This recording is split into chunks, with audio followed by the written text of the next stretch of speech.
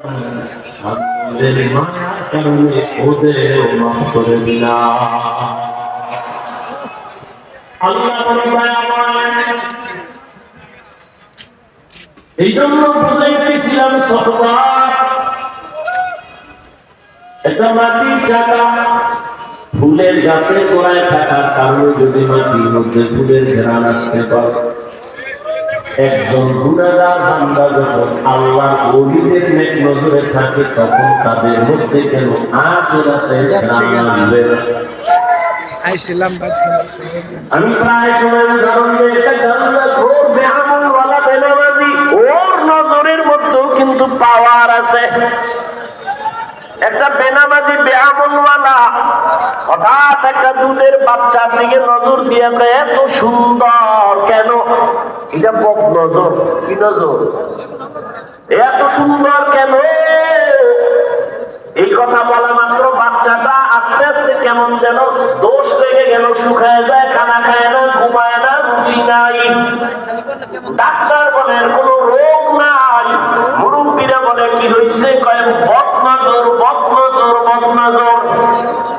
আসেনি? একটা গাঁজাখোর, একটা বেনামাজি, সুদখোর,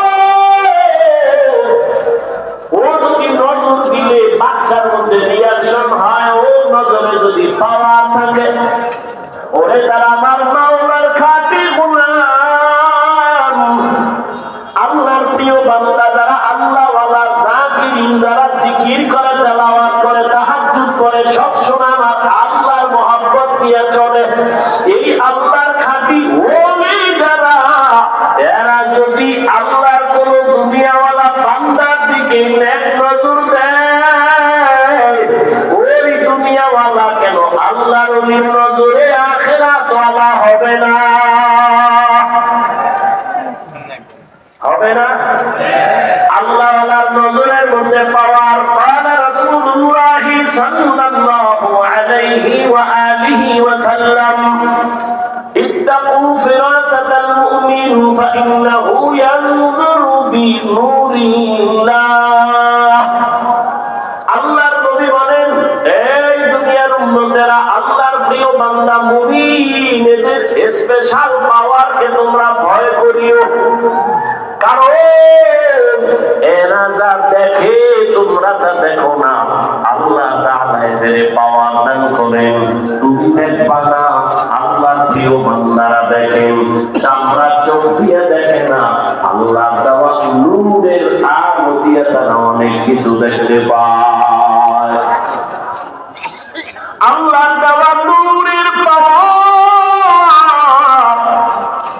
আল্লাহ তাআলাই পাওয়ার তার প্রিয় বান্দাদের দেন। কোন বেনামাজিকে এই পাওয়ার দিবেন না, সুদখোরকে দিবেন না, হারামখোরকে দিবেন না।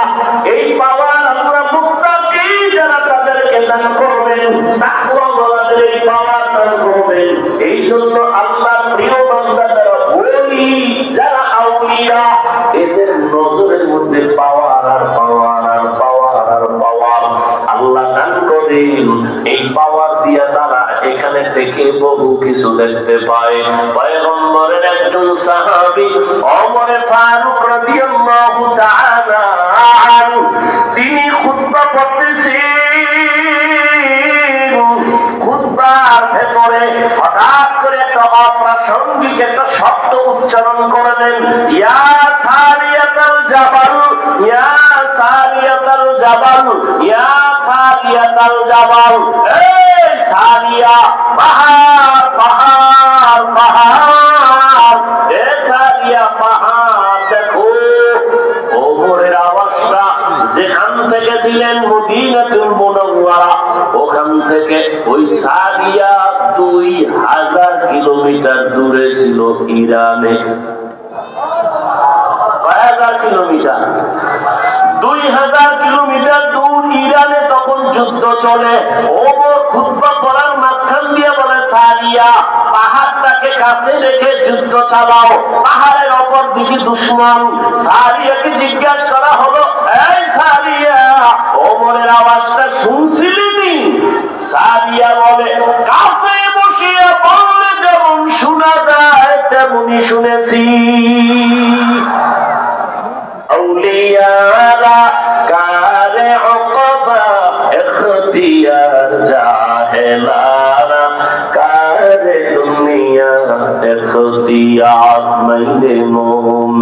सोए मोमिन मिशावत महीने काफिर सोए काफिर मिशावत। এই জন্য আল্লাহ তাআলা বলেন ইয়া আইয়ুহাল্লাযীনা আমানু তাকুল্লাহ ওয়া কুনু মা'আস সাদিকিন।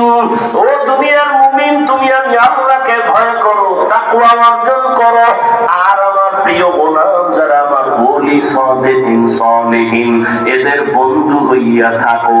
কেন? তোমার জীবনটাকে তুমি গড়ার জন্য আল্লাহ ওয়ালাদের সাথে বন্ধুত্ব বানাও, তাদের নেক নজর লাগাও। কতক্ষণ তোমার রংটা তাদের রঙে রঙিন হবে না, যতক্ষণ ঢাকা কলেজে গিয়া দেখ, জাহাঙ্গীরনগরে গিয়া দেখ, কলেজের ছেলে লেখাপড়া করে, মাথায় পাগড়ি লাগানো, বড় দাড়ি, বড় জামা, পেছন থেকে তাকাইলে মনে হয় জানো কোন মসজিদের খতিব। এই যুবক বাবা, কোন মসজিদে নামাজ পড়াও? যুবক পেছনে ফিরে বলে আস্তাগফিরুল্লাহ, আমি তো আরবি ভালো করে পড়তে পারি না, আবার কোথায় নামাজ পড়াবো? বলে তাহলে তুমি কোথায় কি করো? বলে আমি ঢাকা কলেজে পড়ি। তোমার এই হালাত কেন? মাথায় পাগড়ি কেন? তুমি কলেজে পড়ো, তোমার দাড়ি এত বড় কেন? তুমি ঢাকা কলেজে পড়ো, তোমার জামা এত বড় কেন? ভাই আমার আল্লাহর ওলিদের নেক নজর লাগাইছি, আল্লাহ ওয়ালাদের নেক সোহবত লাগাইছি। আল্লাহ ওয়ালারা যখন নেক নজর দিয়ে তাকায়, আল্লাহর রহমতের বৃষ্টি তার উপরে বর্ষণ হয়। আমি কলেজে পড়িয়াও আমি এক বেলার নামাজও বাদ দেই না। সোহবতে সালে তোরা সালে গুনাহ, সোহবতে তালে তোরা তালে গুনাতে জামানা, সোহবতে বা আউলিয়া বেহতে রসাদ সালা তাআত বেরিয়া। আচ্ছা, আমাকে একটা সত্য কথা বলেন তো, আল্লাহকে সাক্ষী রেখে আমার যুবকদেরকে